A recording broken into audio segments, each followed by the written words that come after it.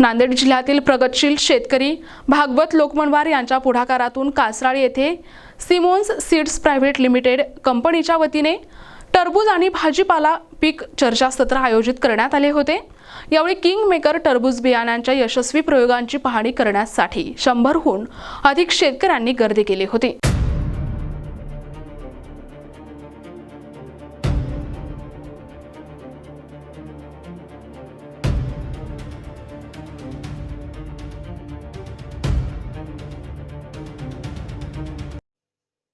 भागवत लोकमनवार यांनी शेतीत नवनवीन प्रयोग राबवून परिसरात आदर्श निर्माण केलाय। बुधवारी आयोजित चर्चासत्रात कंपनीच्या कंटेंट क्रिएटर श्रीमती कल्पना खानसोळे यांनी शेतातील टरबूजाची पाहणी केली। यावेळी राहुल सिंग, सुनील निलावार, जाफर शेख आणि प्रशांत कोटलावार यांनी मार्गदर्शन केले। प्रगतिशील शेतकरी भागवत लोकमनवार यांनी किंग मेकर टरबूजाची वैशिष्ट्ये सांगताना सांगितले, या फळाचा आकार कॅप्सूल सारखा असून वजन 2 ते 7 किलो पर्यंत भरते, ज्यामुळे उत्पादनात मोठी वाढ होते।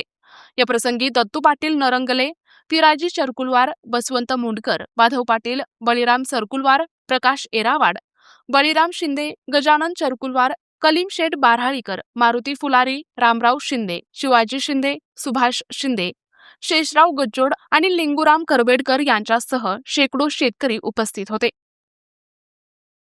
मध्ये तुम्ही सामील झालात आणि या टरबूजाचे व्हरायटीबद्दल तुम्हाला पीक पाहणीमधून तुम्हाला काही लक्षात आता लगेच म्हणजे व्हरायटीबद्दल माहिती झाली।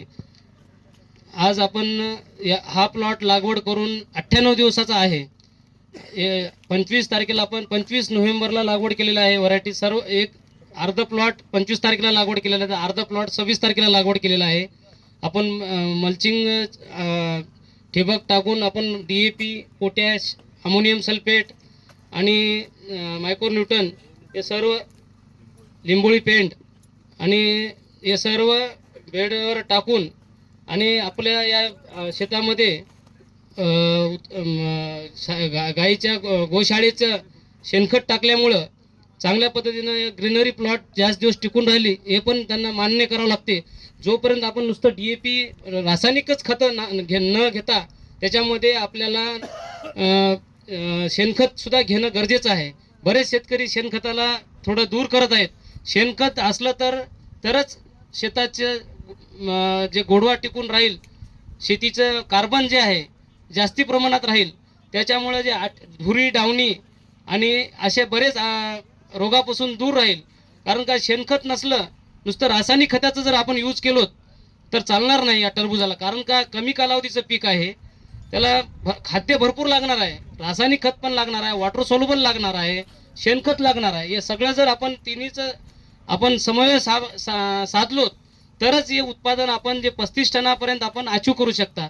नाहीतर काय येते टरबूज, येत नाही असं नाही, पण 18 टन 15 टनापर्यंत जाते। मग आपण जे खर्च करतो तेवढंच आपल्याला बरोबर येते हातामध्ये, मग आपल्याला काही उरत नाही। त्याच्यासाठी आपल्याला सगळ्या गोष्टी लक्षात घेऊन शेणखत, रासायनिक खत आणि वॉटर सोल्युबल हे तिन्ही आपण समन्वय साधून शेतकऱ्यांनी याचं व्यवस्थापन करावं, हे मी सांगू इच्छितो माझ्या अभ्यासानुसार। आणि आज आपण सिमोन सीड्स कंपनीची व्हरायटी किंग मेकर गेल्या वर्षी पण लागवड केलं होतं, आमच्या शेतकरी बंधूंना दिलो होतो। आणि अधिकृत विक्रेते आमचे पवन कृषी सेवा केंद्र आहेत, लक्ष्मीकांत कृषी सेवा केंद्र आहेत आणि भारत कृषी सेवा केंद्र आहेत, हे त्यांनी गेल्या वर्षीपासून विकायलेत। अजून इतरही व्हरायटी विकत आहेत। आता मार्केटमध्ये भरपूर आहेत कंपन्या, पण त्यातल्या त्यांनी शेतकऱ्याची खालून डिमांड येत आहे की किंग मेकर व्हरायटी लागते म्हणून। जेव्हा नुसतं आपण म्हणलो व्हरायटी घ्या म्हणून, तसं घेत नाहीत शेतकरी। व्हरायटीमध्ये पण दम पाहिजे, जर दम असला तरच व्हरायटी डिमांड येते। आणि मार्केटमध्ये पण जे फ्रूट कंपनींना त्यांना जे माल आपण बाहेर पाठवतो त्यांचं नुकसान न होता, म्हणजे कारण काय एखाद्या वेळेस काही प्रॉब्लेम आलं तर 3 दिवस 4 दिवस गाडी थांबल्या जाते। भाव पडलेला असला तर गाडी 4 दिवस वेटिंगमध्ये कुठं तर पार्किंगमध्ये लावून थांबल्या जाते गाडी। तेव्हा या व्हरायटीला एक क्विंटल सुद्धा नुकसान होत नाही। आणि MK फ्रूट आता इथं आहेत, बरोबर आहे भैया कलीम भाई, बरोबर आहे क्या? आणि त्याच्यामुळं आज सध्या सर्व विक्रेत्यांना मी सांगू इच्छितो की आज हे व्हरायटी पाहून तुम्ही सर्व शेतकऱ्यांना आग्रह करा की ही व्हरायटी लागवड करण्यास, आणि तुम्हाला बियाण्याचे काही शॉर्टेज होणार नाही. बरेच कंपनी जरा डिमांड चालू झालं की शॉर्टेज करतात, तसं काही नाही. आणि हे सिमोन्स सीड कंपनी गुजरातची आहे आणि MD साहेब हे शेतकऱ्याचा मुलगा आहेत.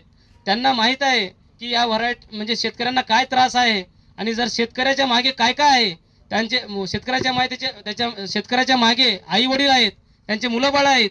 त्यांच्यासोबत जर आपण गद्दारी केलोत किंवा चुकीचे कामं केलोत तर ते सगळं त्यांचं घर विस्कळीत होते. त्यासाठी आमच्या विक्रेत्या बांधवांना मी स्वतः विक्रेते आहे, मी सुद्धा हे चूक कुठं करणार नाही आणि चूक होऊ देणार नाही. हे माझ्या इमानदारीनं मी तुम्हाला सर्वांना सांगतो. जेवढं होईल तेवढं आमच्या जे व्हरायटी एक नंबर मार्केटमध्ये उतरल, शेतकऱ्याकडून पण डिमांड येईल, त्याच व्हरायटीला आम्ही पुश करू. जर व्हरायटीत दम नसलं तर आम्ही कधी पुश करणार नाही. कारण का आम्हाला इतर व्हरायटीपेक्षा 50 रुपये आम्हाला एक्स्ट्रा देतो म्हणतील. बऱ्याच कंपन्या बॅगा घेऊन येतात माझ्याकडे की माझी व्हरायटी विक म्हणून, पण आम्ही कुणाला शेतकऱ्याकडून जेव्हा आम्हाला डिमांड येईल तेव्हा आम्ही तुझी व्हरायटी विकतो किंवा औषधी विकतो. बऱ्याच कंपन्या येतात आमच्याकडे, खूप येतात, पण आम्ही तसं कधी करत नाही. शेतकऱ्याच्या मागे किती त्रास आहे ते मला पण माहित आहे. माझ्या वडिलोपार्जित शेती आहे. माझे वडील काय त्रास घेतले, सायकल होती माझ्या वडिलाकडे, वडील सायकलवर जात होते, सायकलवर येत होते. पंडू पाटील सोमाशे होते आमचे, वडिलासोबत शेती करत गेलेत. आणि त्यांनी आता 1996ला आमच्याकडे मोटरसायकल आली. पहिलं काय मोटरसायकल नव्हती, सायकल होती फक्त. त्या सायकलवरून आज आपण जे इमानदारी आपण पाळलोत, शेतकऱ्यासोबत व्यवस्थित चाललोत, हे फळ मला दिलेलं आहे भगवंतानं. हे आज पण, अजून याच्यानंतर पण, भविष्यामध्ये पण शेतकऱ्यासोबत कुठं चुकीचं काम करणार नाही. आणि पण आमच्या विक्रेत्यांना सुद्धा आम्ही वेळोवेळी मी सांगतो, त्यांच्यासोबत काय चुकीचं काम करू नका. ब्रँडेड कंपनीचे 50 रुपये कमी मिळू द्या, ब्रँडेड कंपनीचेच वॉटर सोल्युबल द्या.